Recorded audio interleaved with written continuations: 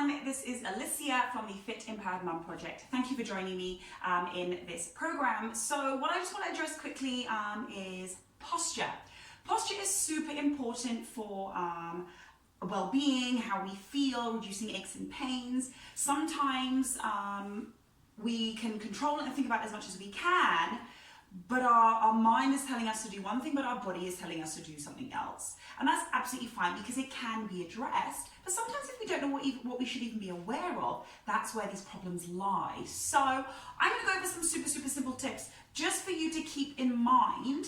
And as you work through this program, eventually as you're working on your mobility and your core strength, these positions will become maybe a little bit more natural. But just the fact that you're aware of them will be such a big help to you in how you feel and how strong you feel, that yeah, it's always good to keep it at the forefront of the mind. So super simple things, meet my baby Eeyore. Super simple things like how to pick up baby.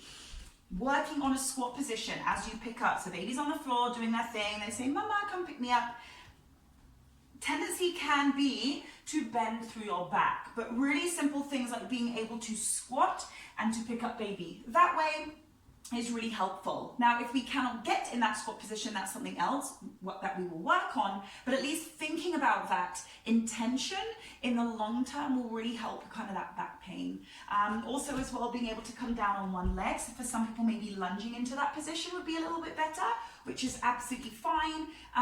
But it's just that bending through that lower back, especially if you do already have lower back pain or SI joint pain. Another one is how we stand. So we have baby, and as baby gets bigger, baby gets heavier, and that's absolutely fine. But it's how we're standing. I'm completely guilty of this, but I often, because of how heavy Leo is now, my back is swayed, my glutes are not holding me up, and I'm really loading my lower back. Consciously thinking about keeping the shoulders back, keeping that rib cage stacked over those hips, not over clenching those glutes, but keeping a little bit of a contraction through here is really helpful. And just engaging that core, not at all times, but just being conscious of holding yourself tall. Imagine your shoulders, your hips, your knees and your ankles are stacked rather than swaying. So two really simple pointers to think about: how you pick up baby and how you hold baby. Maybe try and alternate the sides that you're holding rather than the same side. Once again, I'm guilty of that.